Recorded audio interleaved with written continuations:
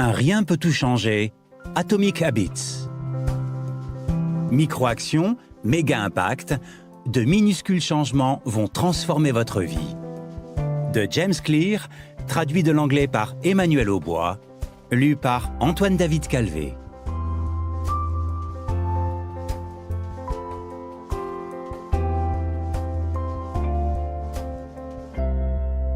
Introduction. Mon histoire. Le dernier jour de ma deuxième année de lycée, je reçus un coup de batte de baseball au visage. La batte échappa des mains de mon camarade alors qu'il prenait son élan pour taper dans la balle de toutes ses forces.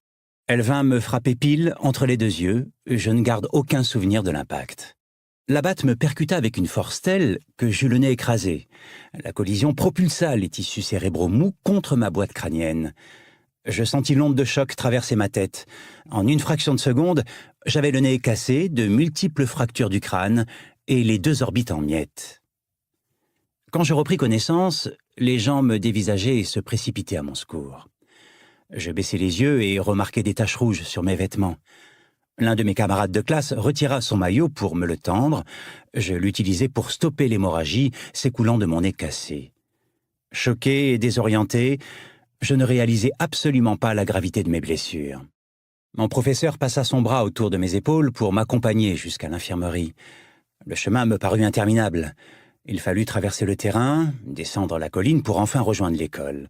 Chacun se donnait le tour pour me maintenir debout. Nous avancions lentement. Personne ne réalisait que chaque minute comptait. Lorsque nous fûmes enfin arrivés, l'infirmière entreprit de m'interroger. « En quelle année sommes-nous » ?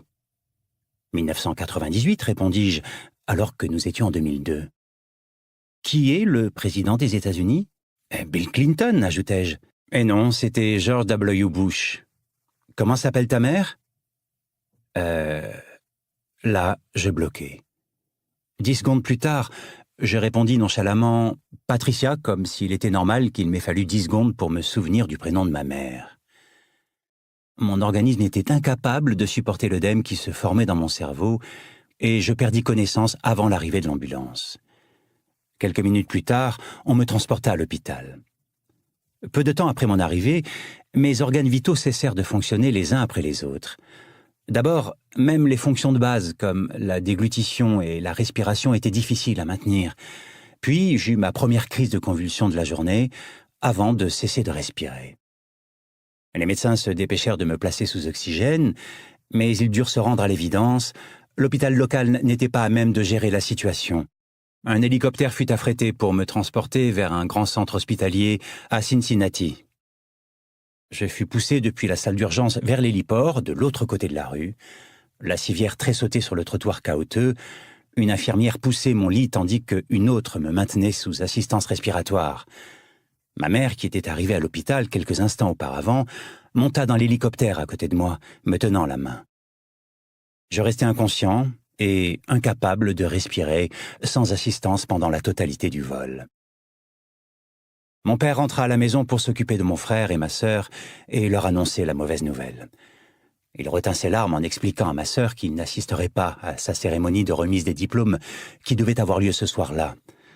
Après avoir confié mon frère et ma sœur à la famille et à des amis, il prit le volant pour retrouver ma mère à Cincinnati. Lorsque l'hélicoptère atterrit sur le toit de l'hôpital, une équipe d'une vingtaine de médecins et d'infirmiers se précipita sur l'héliport et me transporta jusqu'à l'unité de traumatologie. À ce moment-là, l'œdème cérébral était devenu si important que j'eus de multiples convulsions post-traumatiques. Mes fractures avaient besoin d'être réduites, mais je n'étais pas en état de subir une intervention chirurgicale.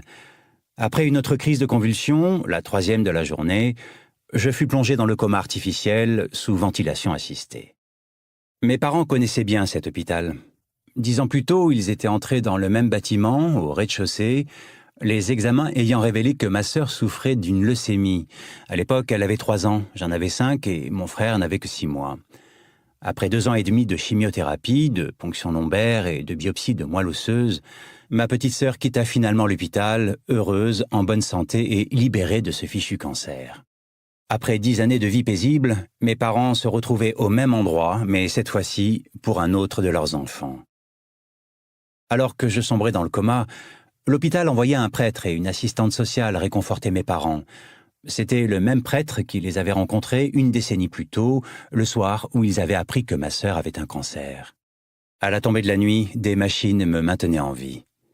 La nuit fut agitée pour mes parents qui dormaient sur un matelas d'hôpital. Ils s'effondraient de fatigue, puis se réveillaient en sursaut, pétris d'inquiétude. Ma mère me dira plus tard, ce fut l'une des pires nuits de ma vie. Mon retour à la vie. Heureusement, le lendemain matin, je pouvais à nouveau respirer sans assistance, si bien que les médecins me sortirent du coma. Lorsque je repris connaissance, j'avais perdu le sens olfactif. En guise de test, une infirmière me demanda de me moucher et de sentir une brique de jus de pomme. Mon odorat était revenu, mais à la surprise générale, le fait de me moucher avait propulsé de l'air à travers les fractures de mon orbite gauche, et j'avais un œil littéralement exorbité. Le globe oculaire débordait de sa cavité, à peine retenu par la paupière et le nerf optique. L'ophtalmologiste précisa que mon œil se remettrait progressivement en place à mesure que l'air s'évacuerait, mais qu'il était difficile de dire combien de temps cela prendrait. Je devais subir une intervention chirurgicale une semaine plus tard, ce qui me laissait un peu plus de temps pour me rétablir. J'avais une tête de boxeur défigurée après un match difficile, mais je fus autorisé à quitter l'hôpital. Je rentrai à la maison avec le nez cassé, une demi-douzaine de fractures au visage et l'œil gauche protubérant. Les mois suivants furent difficiles. J'avais l'impression que tout ce qui remplissait ma vie était en pause. Je vis double pendant des semaines, ma vision était floue. Cela a pris plus d'un mois, mais mon globe oculaire retrouva finalement sa place. Entre les convulsions et mes problèmes de vision, il me fallut 8 mois avant de pouvoir reprendre le volant. Pendant les séances de kiné, je pratiquais des schémas moteurs de base comme marcher en ligne droite. J'étais déterminé à m'en sortir, mais plus d'une fois, je me suis senti déprimé et dépassé. Je pris douloureusement conscience du long chemin qui m'attendait lorsque je retournais sur le terrain de baseball 1 an plus tard. Le baseball avait toujours occupé une place importante dans ma vie. Mon père avait participé à la Ligue mineure de baseball avec les Cardinals de Saint-Louis et je rêvais de devenir joueur professionnel. Après des mois de rééducation, je désirais avant tout retourner sur le terrain. La reprise ne fut pas une partie de plaisir. Lorsque la saison débuta, j'étais le seul junior exclu de l'équipe de baseball du circuit. On me rétrograda pour m'intégrer à l'équipe des 2e années du circuit junior. Je jouais depuis l'âge de 4 ans et pour quelqu'un qui avait consacré tant de temps et d'efforts à ce sport, se faire rétrograder était plutôt humiliant. Je me souviens parfaitement de ce jour comme si c'était hier. Je m'assis dans ma voiture et je pleurais en faisant défiler les canaux de la radio, cherchant désespérément une chanson qui me remonterait le moral. Après 1 an de tergiversation, je réussis à obtenir le statut de joueur senior, mais j'étais rarement sur le terrain. Au total, je jouais 11 manches de baseball avec l'équipe du lycée, soit à peine plus d'un match. Malgré ma médiocre carrière au lycée, je pensais que j'avais encore toutes mes chances pour devenir un grand joueur. Et je savais que si les choses pouvaient s'améliorer, cela dépendrait uniquement de moi. Le tournant décisif se présenta 2 ans après ma blessure au début de mes études à l'université de Denison. Ce fut un nouveau départ et c'est là que je découvris le pouvoir surprenant des petites habitudes. Comment j'ai compris le pouvoir des habitudes? M'inscrire à l'université de Denison fut l'une des meilleures décisions de ma vie.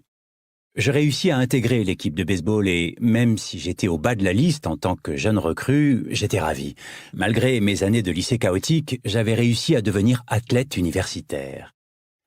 Même si je n'allais pas jouer les matchs de sitôt, je me concentrais sur une tâche, mettre de l'ordre dans ma vie. Tandis que mes camarades se couchaient tard et jouaient à des jeux vidéo, je mis en place de bonnes habitudes de sommeil et me couchais tôt tous les soirs. Dans le joyeux bazar d'une résidence universitaire, je tenais à garder ma chambre propre et bien rangée. Ces améliorations étaient mineures, mais elles me donnaient un sentiment de contrôle sur ma vie. Je reprenais peu à peu confiance en moi, ce qui transparaissait notamment dans mes résultats parce que j'adoptais de bonnes habitudes de travail. Une habitude est une activité routinière ou un comportement exécuté régulièrement et, la plupart du temps, automatiquement. Au fil des semestres, j'accumulais des habitudes simples mais régulières qui aboutirent à des résultats qui me seraient parus inimaginables au début de mes études. Par exemple, pour la première fois de ma vie, je pris l'habitude de soulever des poids plusieurs fois par semaine. Au cours des années qui suivirent, ma carrure se développa. Pour une taille de 1,92 m, je suis passé d'un poids plume de 77 kg à une masse de muscles de 90 kg. Au début de la deuxième saison, j'obtins le poste de lanceur. Pendant mon année en équipe junior, je fus élu capitaine de l'équipe et, à la fin de la saison, je fus sélectionné pour intégrer l'équipe All Conference. Mais ce n'est que pendant ma saison en équipe senior que mes habitudes de sommeil, d'études et de musculation commencèrent véritablement à porter leurs fruits. 6 ans après avoir été frappé au visage par une batte de baseball, transporté à l'hôpital et plongé dans le coma, je fus sélectionné pour devenir athlète de haut niveau par l'université et j'intégrai l'équipe Academy All-America d'ESPN, un privilège accordé à 33 joueurs seulement à travers le pays. À la fin de mes études, je figurais dans le livre de l'école dans 8 catégories. La même année, je reçus la plus haute distinction académique de l'université, la médaille du président. J'espère que vous me pardonnerez si l'énoncé de ce palmarès semble prétentieux. Pour être honnête, ma carrière d'athlète n'avait rien de légendaire ou d'historique. Je ne devins jamais joueur professionnel. Cependant, avec le recul, je pense avoir accompli une chose tout aussi rare. J'ai réalisé mon potentiel. Et je crois que les concepts exposés dans ce livre vous aideront également à réaliser le vôtre. Nous sommes tous confrontés à des difficultés dans la vie. Cette blessure fait partie de moi et cette expérience m'a appris une leçon fondamentale. Des changements qui, au départ, paraissent minimes et dérisoires, aboutiront à des résultats remarquables si vous êtes prêt à les appliquer durablement. Nous vivons tous des échecs, mais à long terme, notre qualité de vie dépend souvent de la qualité de nos habitudes. Avec les mêmes habitudes, vous obtiendrez les mêmes résultats, mais avec de meilleures habitudes, tout est possible. Peut-être existe-t-il des gens qui peuvent obtenir un succès incroyable du jour au lendemain. Je n'en connais pas et je n'en fais sûrement pas partie. Il n'y a eu aucun moment décisif dans mon parcours. Du coma médicalement provoqué à l'Academic All-America, j'ai connu beaucoup d'étapes clés. Ce fut une évolution progressive, une longue série de petites victoires et de petites avancées. La seule façon pour moi de progresser, la seule possibilité qui s'offrait à moi, c'était de commencer modestement. Et j'ai utilisé cette même stratégie quelques années plus tard, lorsque j'ai lancé ma propre entreprise et commencé mes recherches pour ce livre. Comment et pourquoi j'ai écrit ce livre? En novembre 2012, j'ai commencé à publier des articles sur mon site jamesclear.com. Pendant des années, je prenais des notes sur mes expériences personnelles concernant les habitudes et j'étais enfin prêt à en faire profiter mes lecteurs. Au début, je publiais un article tous les lundis et jeudis. En quelques mois, cette simple habitude d'écriture m'a permis d'atteindre 1000 abonnés. Fin 2013, ils étaient plus de 30 000. En 2014, j'avais 100 000 abonnés, ce qui plaçait ma newsletter parmi celles ayant connu l'une des croissances les plus fulgurantes de l'Internet. Je me sentais comme un imposteur parce que je n'avais commencé à écrire que 2 ans plus tôt. Mais à l'évidence, j'étais devenu un expert en matière d'habitude, statut qui me satisfaisait plutôt, mais pour lequel je ressentais un certain malaise. Je ne m'étais jamais considéré comme un expert en la matière, mais plutôt comme quelqu'un qui expérimentait au profit de ses lecteurs. En 2015, j'ai atteint 200 000 abonnés et signé un contrat avec Penguin Random House pour me lancer dans l'écriture du livre que vous avez entre les mains. Au fur et à mesure que mon public grandissait, mes opportunités commerciales grandissaient. On me demandait de plus en plus souvent de collaborer avec de grandes entreprises sur l'art d'acquérir de bonnes habitudes, sur le changement de comportement et sur l'amélioration permanente. Je me suis même retrouvé à prononcer des discours lors de conférences aux États-Unis et en Europe. Depuis 2016, mes articles paraissent régulièrement dans des magazines de renom comme Time, Entrepreneur et Forbes. Étonnamment, mes publications ont été lues par plus de 8 millions de personnes cette année-là. Les entraîneurs de la NFL, de la NBA et de la MLB s'intéressent à mon travail et en font profiter leurs équipes. Au début de l'année 2017, j'ai lancé Habits Academy, qui est devenue la principale plateforme de formation pour les organisations et les personnes souhaitant adopter de meilleures habitudes de vie et de travail. Des entreprises de classement Fortune 500 et des startups en pleine croissance ont recruté leurs dirigeants et leur personnel et les ont formés grâce à cette plateforme. Au total, plus de 10 000 dirigeants, responsables, entraîneurs et enseignants ont obtenu leur diplôme de la Habits Academy. Notre collaboration m'a énormément appris sur le fonctionnement des habitudes dans le monde réel. Au moment où j'apporte la touche finale à ce livre, en 2018, JamesClear.com reçoit des millions de visiteurs par mois et près de 500 000 personnes sont abonnées à ma newsletter hebdomadaire, un chiffre qui dépasse à tel point mes attentes initiales que je ne sais pas trop qu'en penser. Vous trouverez sur le site habitsacademy.com plusieurs documents complémentaires comme des exemples de tableaux de bord des habitudes, des modèles de superposition d'habitudes ou encore des tests de personnalité. En quoi ce livre pourra-t-il vous aider? L'entrepreneur et investisseur Naval Ravikant a déclaré « Pour écrire un bon livre, vous devez d'abord vivre ce livre ». J'ai testé et approuvé toutes les astuces et idées que je vous propose ici. J'ai dû instaurer de petites habitudes pour me remettre de mes blessures, pour m'améliorer à la salle de sport, pour jouer à un haut niveau sur le terrain, pour devenir écrivain, pour bâtir une entreprise florissante et tout simplement pour devenir un adulte responsable. De petites habitudes m'ont aidé à exploiter pleinement mon potentiel. J'imagine que si vous avez acheté ce livre, c'est que vous aussi, vous souhaitez vous épanouir. Dans les pages qui suivent, je vous proposerai un plan détaillé pour créer de meilleures habitudes, pas pendant quelques jours ou semaines, mais pendant toute votre vie. Bien que tout ce que j'ai écrit ait été scientifiquement démontré, ce livre n'est pas un travail de recherche universitaire, c'est un mode d'emploi. Vous découvrirez que la sagesse et les conseils pratiques sont au cœur de mes explications pour vous aider à créer et à modifier vos habitudes de manière facile à comprendre et simple à appliquer. Les domaines sur lesquels je m'appuie, la biologie, les neurosciences, la philosophie, la psychologie, etc., existent depuis de nombreuses années. Je vous propose une synthèse des meilleures idées découvertes par les savants il y a longtemps, ainsi que quelques trouvailles parmi les plus convaincantes faites récemment par les scientifiques. J'espère que ma contribution vous aidera à trouver les idées qui vous parlent et à les associer de manière efficace. Tous les éléments de sagesse que vous trouverez dans ce livre sont attribuables aux nombreux experts qui m'ont précédé. Tous les éléments qui vous semblent un peu stupides, considérez qu'il s'agit d'erreurs liées à mon cheminement. Ce livre repose sur mon modèle d'habitude en 4 étapes. Déclencheur, envie, réponse et récompense, ainsi que sur les 4 lois du changement de comportement qui découlent de ces étapes. Les lecteurs ayant une formation en psychologie reconnaîtront peut-être certains de ces termes dans le conditionnement opérant qui avait été proposé pour la première fois dans les années 1930 par B.F. Skinner sous la forme d'un processus stimulus, réponse, récompense, et qui a été popularisé plus récemment sous le nom de déclencheur, routine, récompense dans Le pouvoir des habitudes de Charles Duhigg. Les scientifiques spécialisés dans le comportement, comme B.F. Skinner, ont compris que si vous appliquiez la récompense ou la punition appropriée, vous pourriez amener les gens à adopter certains comportements.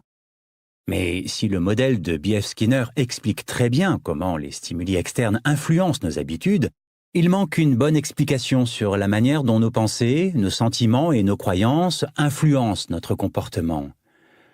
Les états internes, nos humeurs et nos émotions jouent également un rôle. Au cours des dernières décennies, les scientifiques ont entrepris de déterminer le lien entre nos pensées, nos émotions et notre comportement. J'aborderai également ces travaux dans mon livre. Je propose donc une réflexion basée sur un modèle intégré des sciences cognitives et comportementales. Je crois que c'est l'un des premiers modèles de comportement humain à rendre compte avec précision de l'influence des stimuli externes et des émotions internes sur nos habitudes. Bien que certains termes soient familiers, je suis convaincu que les explications ainsi que les applications des 4 lois du changement de comportement vous offriront une nouvelle façon d'envisager vos habitudes.